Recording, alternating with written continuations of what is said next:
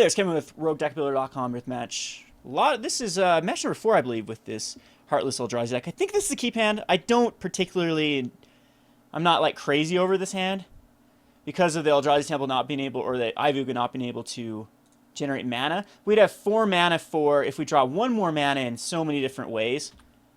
We'll be able to cast the Heartless Summoning. We'll be able to cast the...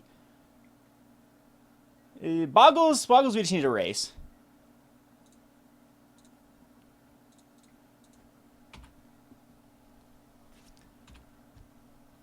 So I'd love to draw a land off the top. And now we'll go get our Urborg Team Yawgmoth. But we are kind of on a clock here with the Bogles. Mind Stone, yeah, this is where it gets rough. Womp womp. 1, 2, 3, 4 is all we can generate, and you are not an Eldrazi. How come? How come, Solemn? How come you were not an Eldrazi? And we can't even tutor 2 or play the Mind Stone, so it's kind of bad all around.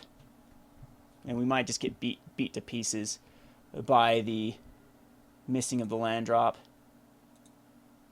So we have to land here. It is Oblivion Sower. I believe that is going to be game. Keep a 2-lander, 2-ish lander, and this is where the Eye of Ugin gets us.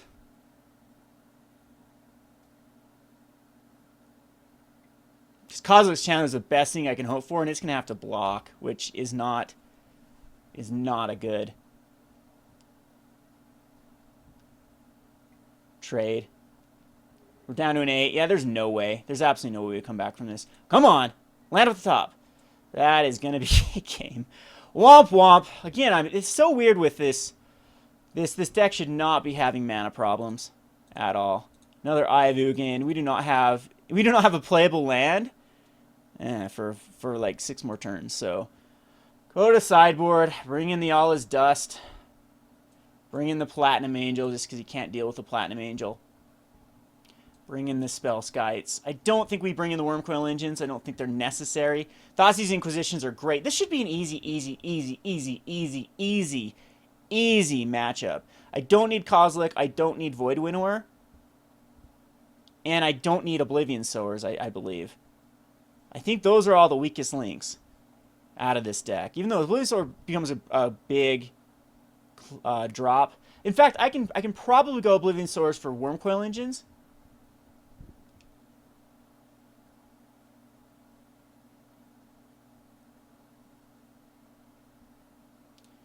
Just because or Void Winnower. I could keep in a Void Winnower over Oblivion Sower because it's just something else that he can't cast any more 2 converted mana cost cards. That's not a lot of stuff though. I don't like it. I think that Oblivion Sower is probably more powerful than Wurmcoil though in this particular matchup because Wurmcoil is not going to do anything against our opponent. It's going to have First Strike or Protection from Creatures. We just need to go over the top of it. The only justification is I think that this could actually gain us some life back. But at that point, if we're going to have to Desperation gain life, it's not worth it. We have a lot of hate for this Bogles match. So you can see right now we're 2-1, with the one loss being a weird loss to that Tron, which I felt like we were so far ahead most of those games. Yes, we'd like to play first. There's Spellskite. You keep this hand.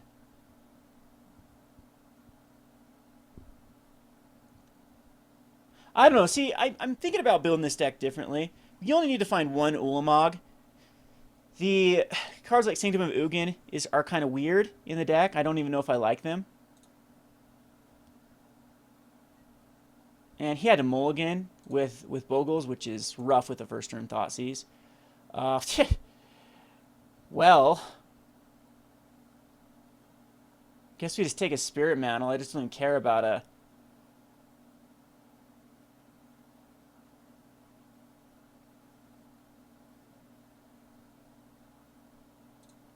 We're going to take his path. I think the path's actually the better one. So he plays a Glade Clever Scout here, and then we play Spellskite. And he has no path. So usually Thoughtseize would have been really good if you had 1 Scout out, but since there's 2 of them, it makes it a lot weaker. So we can go Heartless Summoning, and then Spellskite.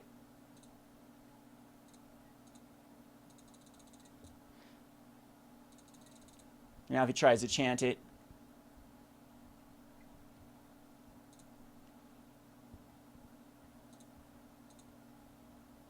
We still need a land, though. I'm not out of this yet. Do I need to Inquisition him? No, I think I just played the other Heartless Summoning. We can get rid of a Spirit Mantle here, which is pointless. He has 2 Spirit Mantles and a 1 unknown. Right? We didn't see the other card. No, he drew the Dryad Arbor. Did we see the other card? 2 Spirit Mantles. We got rid of the path.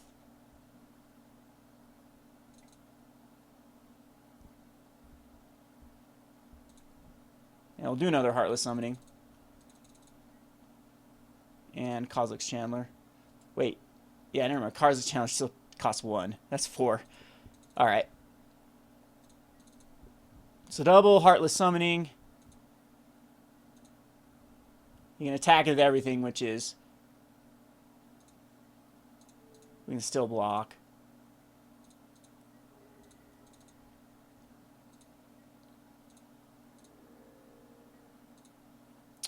Cast this, though.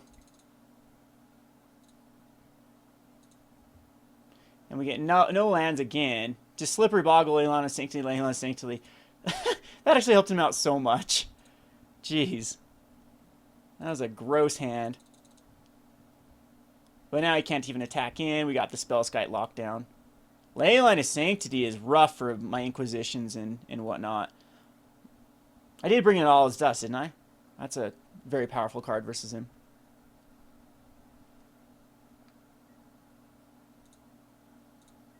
So 5 cards in hand. There's an Urborg, Tomb of Yawgmoth. We only have 4, 5, 6, 7. We'll go ahead and Inquisition him. And at this point, I think we just take care of like a Rancor. Spirit Mantle. Spirit Mantle is going to be the meanest card for us to deal with in the long run. And we'll just pass turn again. Because he has to draw another Spellskite. Or another path for the Spellskite.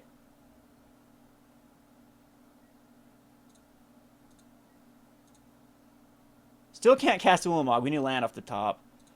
Right? So 2, 6, 7, 8, 9. Yeah. Well, we'll Thoughtseize him. Take his other Spirit Mantle.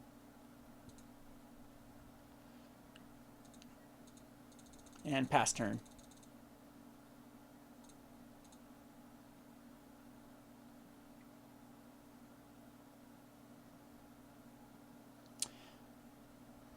Alright, so Stony Silence really does hurt, but we should be able to... we've got rid of the 2 of the cards, the Spirit Mantles, that are rough. And Ulamog should come out. There we go. Finally.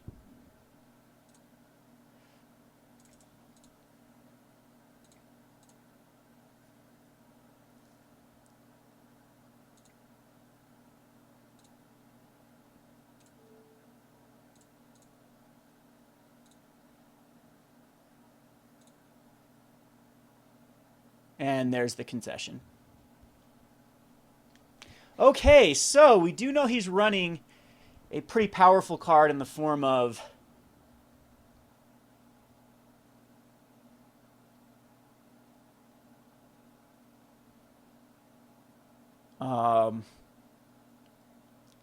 Stony Silences are rough. Leyline of Sanctity is rough, but I don't think we change anything.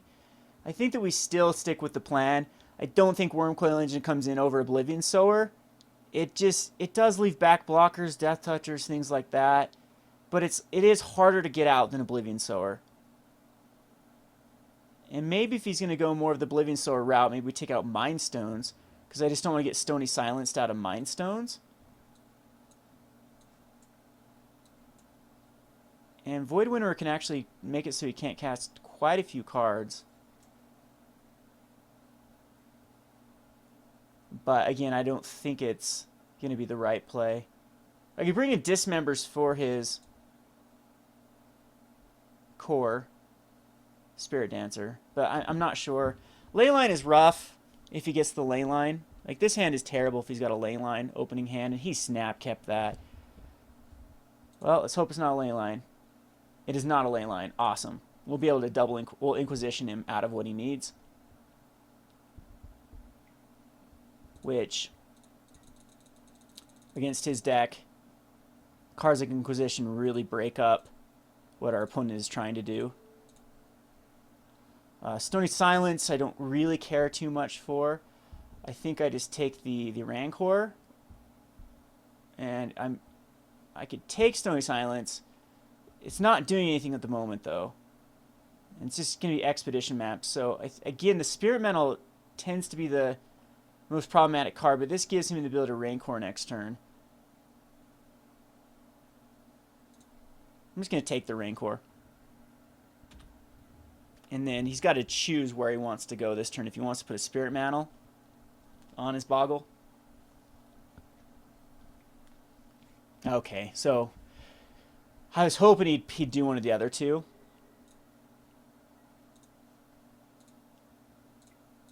We Inquisition him again, and at this point we'll take the Stony Silence or Nature's Claim. Neither one of them are. But we need to find anything to ramp up. So far, so good, though. He's only doing 2 a turn. Heartless Summoning. There's a Spellskite. That's actually really good. He'll Nature's Claim it, though, but it at least gains me some life.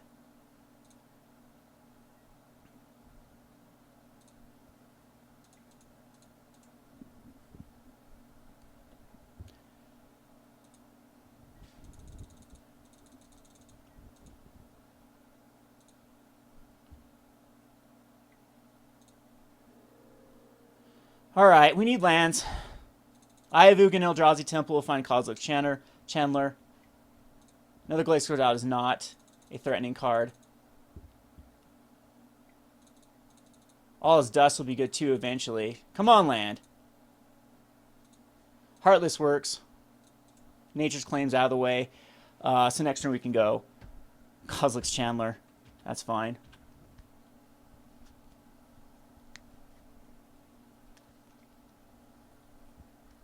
Oh, he finds a Daybreak Coronet. That is the worst card for him to find, because we're on a very, very fast clock now. We need all his dust as fast as humanly possible. There it is, which we can get the Chandler out this turn. But we still need 1 land off the top. We have to draw it next turn. And him not. There's a Ley Line of Sanctity. He's the only card in his hand.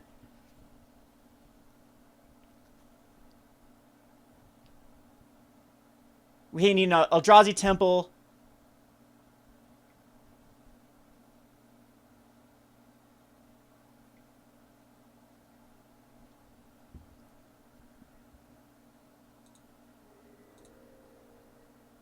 Eldrazi Temple on the top. That is beautiful. Wow, we find it. That is huge. Whew! Barely pull that off.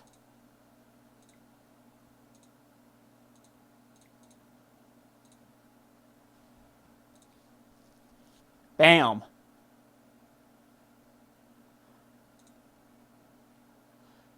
And I'll go grab a Spellskite here, I believe.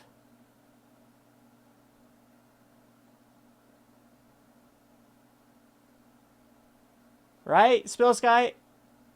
Yeah. And now he's down to no cards in hand, and we'll have a Spellskite. That was huge. He finds land, he'll be able to ditch the Horizon Canopy to draw a card.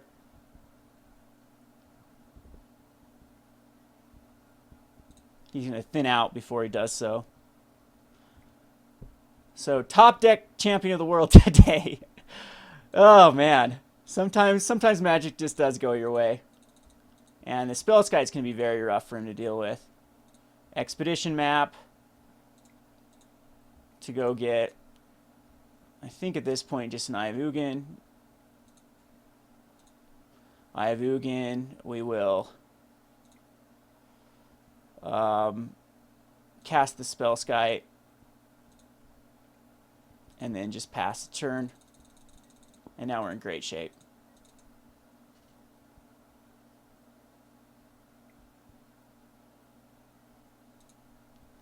So he is down there's a Glade Cover Scout, which now he can attempt to enchant, which he can try to just get me out of life. But I think now we're in great shape.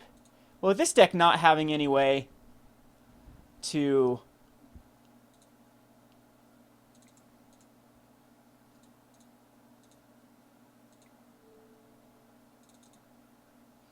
exile his lands, we don't get a lot of value off of this. Uh-oh, he drew the Nature's Claim, too, for the Spellskite. It does give me some life, though. Finds no lands, of course. And we can still cast another Oblivion Sower, though.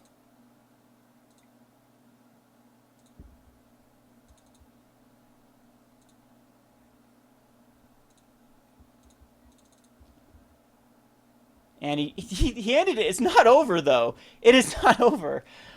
We do have some good aggression, but I'd still have to next turn. If in 1, 2, 3, 4, yeah, I can go get the Conduit of Ruin. But now, so far so good. We're 3-1 with this deck. We'll play one more. This is Kevin with RogueDeckBuilder.com. Thanks for watching.